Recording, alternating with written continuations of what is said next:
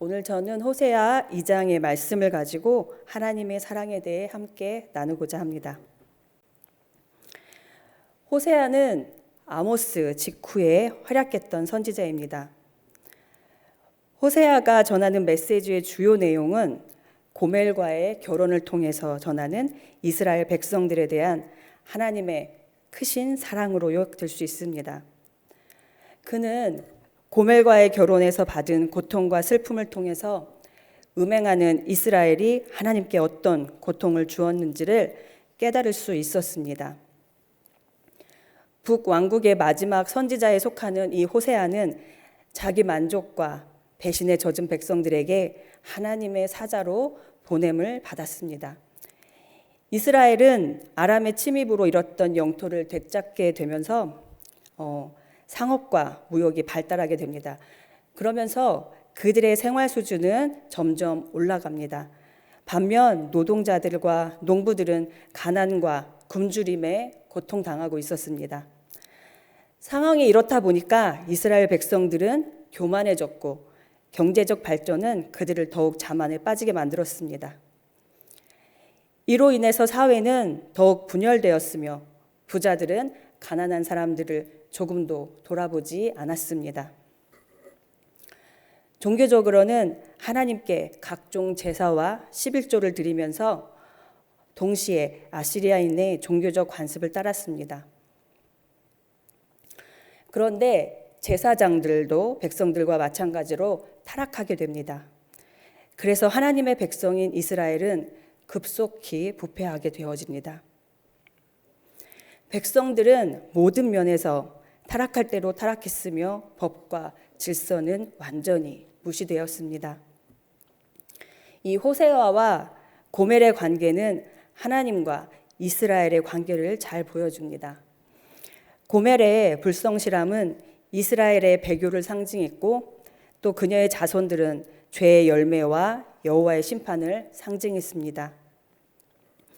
호세아는 온 이스라엘 백성들이 하나님의 신실하신 사랑을 볼 수 있도록 자기 결혼 생활을 전부 오픈했습니다. 하지만 사람들에게 비난의 소리만 듣게 됩니다. 그래서 결혼 생활을 하면서도 많은 고통을 당했을 것입니다. 하나님은 타락한 이스라엘 백성들을 그냥 내버려 두지 않으시고 그들의 회복을 위해 인내하시는 것을 볼 수 있습니다. 왜 그렇게까지 하실까요? 사랑하시기 때문입니다. 하나님께서는 사랑하시는 백성들을 그냥 내버려 두지 않으시고 회복시키시기 위해서 첫 번째로 거친 들로 이끄십니다. 오늘 본문 14절을 보면 그러므로 내가 그를 타일러 거친 들로 데리고 가서 말로 위로하고 라고 합니다. 여호와께서 모든 것을 빼앗아 버린 이스라엘을 타이르는 것입니다. 하나님은 가진 것을 다 빼앗긴 이스라엘을 다시 설득해서 거친 들로 데리고 가십니다. 여기서 거친 들은 빈들이요 광야를 이야기합니다. 이스라엘 백성들에게 있어서 이 광야란 출애굽한 후 광야에서의 세월을 이야기합니다. 하나님께서는 거친 들로 데리고 간다고 하셨는데 이 거친 들로 데리고 간다고 하는 것은 그들이 애굽에서 나올 때 나왔던 그 장소로 다시 돌이키는 것입니다. 아무것도 없는 곳, 오직 하나님의 인도하심과 보호하심만이 있어야 하는 곳, 바로 광야입니다. 이스라엘 백성들의 잘못된 이 확신이 너무나도 확고했기 때문에 그들은 자신들이 가진 모든 것을 다 빼앗기고 끝이 난 후에야 하나님의 뜻이 아니었다는 것을 깨닫게 됩니다. 그들은 잘못된 확신이 있었기 때문에 옆에서 무슨 말을 하든지 들리지 않았을 것입니다. 하나님께서는 하나님을 떠나간 이스라엘 백성을 거친 들로 이끄셔서 거기에서 새로운 소망의 문을 열어주셨습니다. 이처럼 하나님은 우리가 죄악을 깨닫고 회개를 통해 새로운 소망의 출발을 할 수 있도록 영적인 의미에서 우리를 거친 들로 이끄실 때가 있습니다. 출애굽을 할 때에도 이스라엘 백성들은 시간이 점점 지나갈수록 불만과 불평이 나오기 시작했습니다. 처음에는 이제는 자유다라고 생각했고 더 나은 삶을 살 수 있을 것이라고 생각했지만 시간이 지날수록 그들은 차라리 떠나오지 않는 게 더 나았을 수도 있겠다라는 말을 하게 됩니다. 백성들은 불만과 불평뿐이었지만 하나님은 언제나 그들과 함께 하셨습니다. 광야의 그 40년이라는 시간 동안 신발과 옷도 헤어지지 않게 하셨고 만나도 허락하셔서 굶기지 않으셨습니다. 하나님은 백성들에게 40년이라는 긴 광야의 시간을 허락하셨지만 언제나 아버지의 사랑으로 보살펴 주신 것입니다. 하나님께서는 14절에 거친 돌로 이끄셔서 거기에서 새로운 소망의 문을 열어주셨다고 했는데 그 말인즉슨 우리가 가장 힘들 때에 하나님이 만나 주신다는 것입니다. 우리에게 이스라엘 백성들과 같은 기나긴 광야의 시간이 주어진다면 어떨까요? 여기 계신 분들은 그 시간들을 감사함으로 잘 이겨낼 자신이 있으신가요? 우리는 주어진 환경에 얼마나 적응을 잘하는지 몸이 편해지고 마음이 편해지면 하나님을 찾는 횟수가 확연히 적어지는 것을 볼 수 있습니다. 모든 환경이 평안할 때 하나님과 깊은 교제가 있다면 더 좋겠지만 그런 경우를 본 적이 극히 드문 것 같습니다. 광야와 같은 시련이 닥쳤을 때 우리는 하나님을 찾습니다. 그리고는 하필이면 왜 나에게 이런 상황을 겪게 하시는지에 대해서 따져 묻곤 합니다. 그런데 시간이 점차 지나면 지날수록 그 원망이 감사가 되고 언제나 함께 하시는 주님을 바라보게 되는 것입니다. 거친 들과 같은 광야의 시간이 없다라면 주님에 대해 더 알 수 없을 것이고 믿음의 성숙도 없을 것입니다. 이 자리에 계신 성도님들은 다 이 광야와 같은 시간을 싸우고 계신 분들도 계시겠지만 다 견뎌내시고 이 자리에 앉아 계신 줄 믿습니다.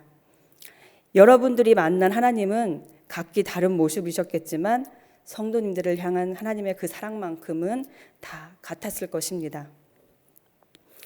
하나님은 이스라엘 백성들을 광야로 내몰지만 거기에서 끝나지 않고 15절에 말씀하십니다. 거기서 비로소 저의 포도원을 저에게 주고 아굴 골짜기로 소망의 문을 삼아 주리니 저가 거기서 응대하기를 어렸을 때와 애굽 땅에서 올라오던 날과 같이 하리라고 하십니다. 거기서 비로소 저의 포도원을 준다고 하는 것은 그들이 어느 곳에 있든지 하나님께서 그곳을 가나안 땅이 되게 하신다는 뜻입니다.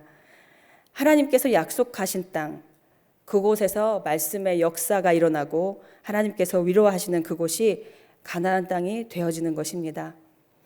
그리고 포도원을 준다고 하는 것은 그들의 기쁨을 회복시켜 주신다는 것입니다. 하나님은 이곳에서 우리와 함께 하시고 가나안의 모든 풍성한 삶을 우리에게 허락하시며 우리를 성령으로 위로하실 것입니다. 그리고 아굴 골짜기로 소망의 문을 삼아주리니 라고 하십니다. 아굴이라는 말은 고통, 환난이라는 뜻입니다. 그리고 여호수아 시대에 아간이 그의 가족과 함께 매장당한 골짜기이기도 합니다. 여호수아 7장에 보면 아간이 여리고성 전투에서 하나님의 말씀을 어기고 몰래 그 전리품을 취하게 되는 장면이 나옵니다. 아간은 노략으로 취한 전리품들을 자기의 장막에 감추었습니다. 옛날 전쟁 장면을 보면 약탈하고 물건을 빼앗아 가져가던 것은 어떻게 보면 당연한 것이었습니다. 그런데 아간의 이런 모습은 하나님 앞에 범죄였습니다. 아간의 이와 같은 범죄로 인해서 이스라엘은 아이성 전투에서 패배를 하게 됩니다.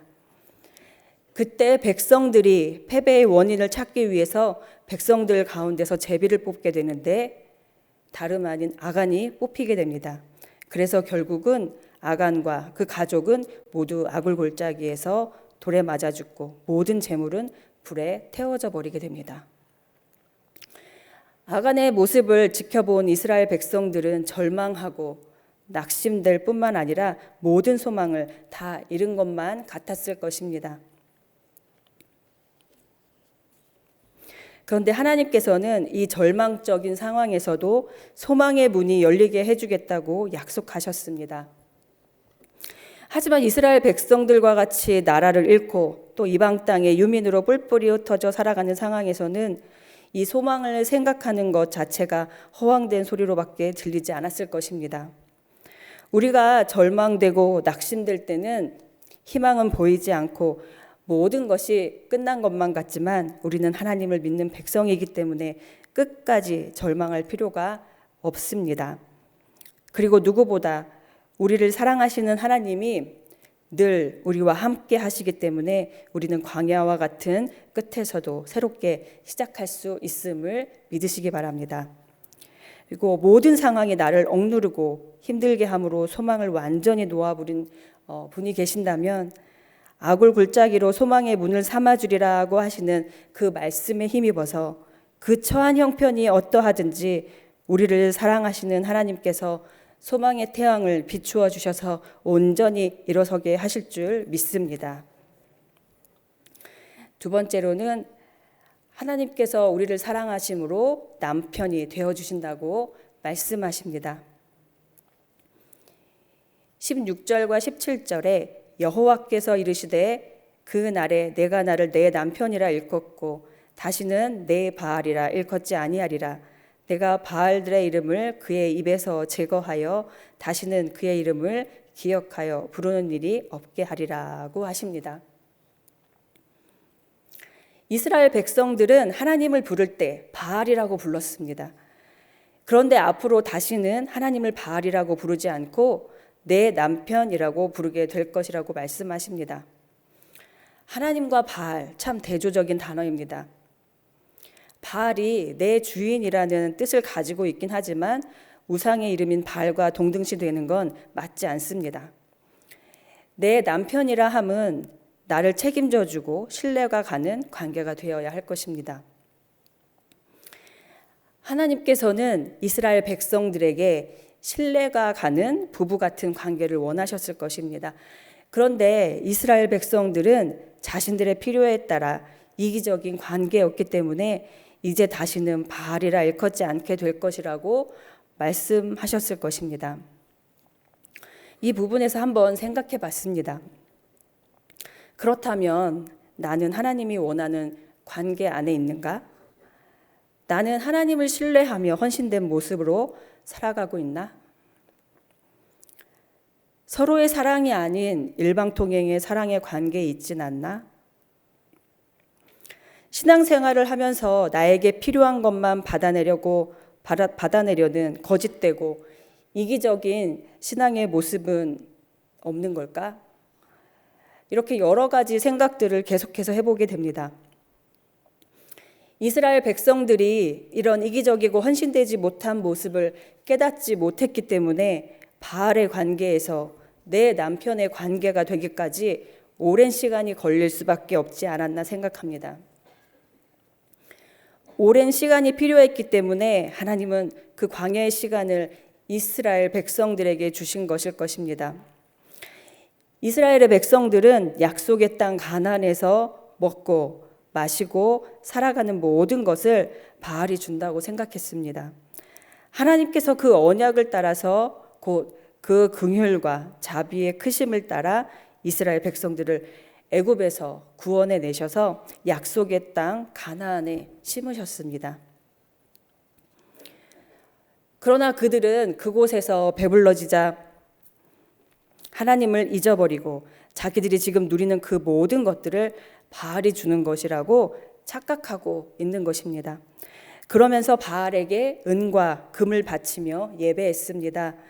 이것은 하나님께서 가장 가증히 여기시는 우상 숭배의 죄악입니다. 바로 이것이 하나님을 잊어버린 이스라엘의 모습이었습니다. 이런 이스라엘 백성들의 모습을 보셨기 때문에 다시는 바알이라 일컫지 못하게 하셨을 것입니다.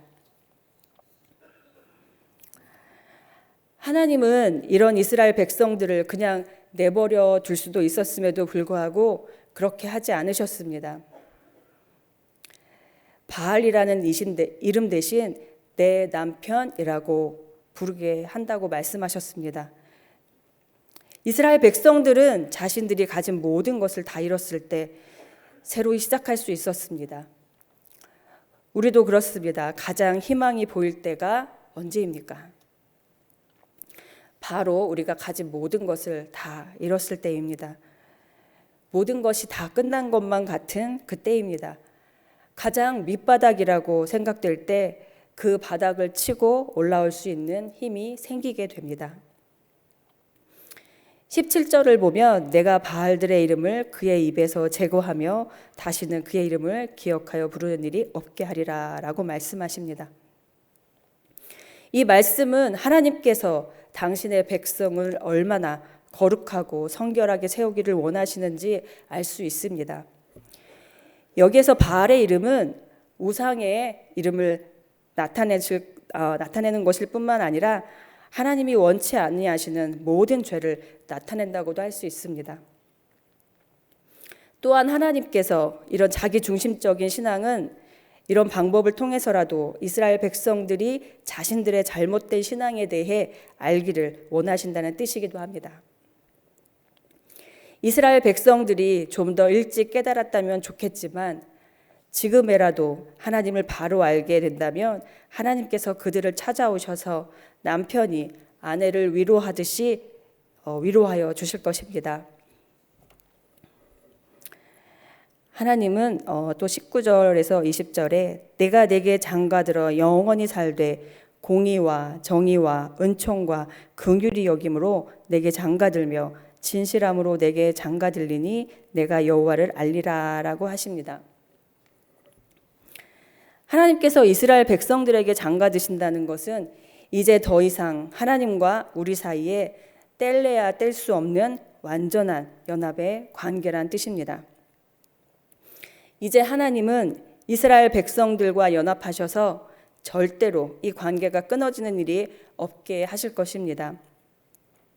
그리고 하나님은 자신의 모습을 이스라엘 백성들로 하여금 알게 하시고 경험하게 하시겠다는 뜻입니다. 하나님은 우리에게 자신의 모습을 온전히 나타내실 것입니다. 여호와를 아는 것이 지식으로만 아는 것이 아니라 남편 되신 하나님과 같이 살면서 경험함으로 알게 하실 것입니다. 또한 남편 되신 주님과 함께 살아갈 때 하나님의 의를 우리에게 보여주심으로 우리를 의로운 사람으로 만드시고 또 그렇게 살아갈 수 있게끔 하실 것이라 믿습니다. 세 번째로는 하나님께서 우리를 사랑하심으로 우리의 기도에 응답해 주십니다. 21절과 22절에 보면 여호와께서 이르시되 그 날에 내가 응답하리라. 나는 하늘에 응답하고 하늘은 땅에 응답하고 땅은 곡식과 포도주와 기름에 응답하고 또 이것들은 이스라엘에 응답하리라. 지금까지 가나안 땅은 아무리 울부짖어도 응답이 없는 곳이었습니다. 하늘도 반응이 없고 땅도 반응이 없었습니다. 그래서 곡식이나 포도나무나 감람나무 등이 살 수 없는 곳이 되어버렸습니다. 그래서 이스라엘 평지는 황무지가 되고 말았습니다. 그런데 이제는 그들이 기도하면 하나님께서 응답해 주십니다. 하늘도 응답합니다. 땅도 반응이 있습니다. 곡식도 포도주도 기름도 대답합니다.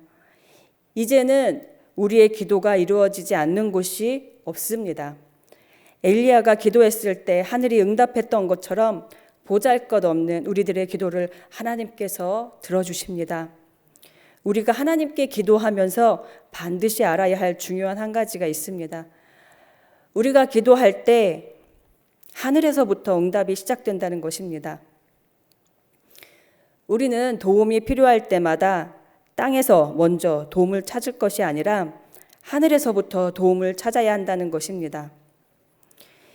이 사실을 안다면 우리가 기도할 때 기도 응답이 바로 이루어지지 않는다고 해서 중도에 포기하거나 불평하지 않을 것입니다. 인내심을 갖고 기다리며 기도할 수 있을 것입니다. 하나님께서는 기도하는 자에게 응답해 주시기를 기뻐하시는 분이십니다. 우리는 기도할 때 하늘의 뜻에 합당한지를 분별해야 하고 무엇보다도 먼저 하나님의 나라와 그의 의를 먼저 우선적으로 구해야 합니다. 기도 응답이 더디다고 불평할 것이 아니라 하나님이 정하신 때가 언젠지 헤아리며 신실하시고 은혜로우신 하나님의 응답을 기다릴 줄 아는 인내심을 가져야 할 것입니다. 호세아 2장 앞절을 보면 이스라엘 백성들의 행음하고 타락한 범죄에 대해 지적하고 그에 대한 형벌과 심판 경고가 제시되어 있습니다. 그런데 오늘 본문 말씀에는 앞절과는 상반되는 내용이 나옵니다. 하나님께서 백성들을 위로하시고 그들을 회복해 하실 것이라는 말씀의 내용입니다.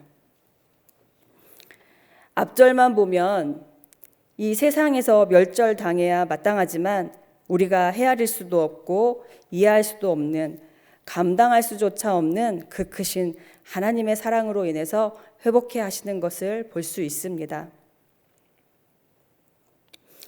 2020년 한 해 동안 힘들고 어려운 상황 속에서 연약한 믿음의 자녀들이 하나님을 멀리하고 죄악된 삶을 살았다 할지라도 우리가 하나님의 은혜를 소망할 수 있는 것은 하나님께서 우리를 끝까지 사랑하시기 때문입니다. 우리가 지금 광야의 시간을 지내고 있다 할지라도 나와 늘 동행하시는 내 남편 되어주시는 주님을 믿고 끝까지 인내하며 기도하고 간구하시는 청주순복음교회 성도님들 되시기를 간절히 바라겠습니다. 아멘. 이 시간 함께 기도하겠습니다. 하나님, 2020년 한 해가 다 가고 있습니다. 코로나로 인해서 우리의 생활이 많은 것들이 어지러워졌지만 하나님께서 이 가운데 우리와 함께하여 주실 줄 믿습니다.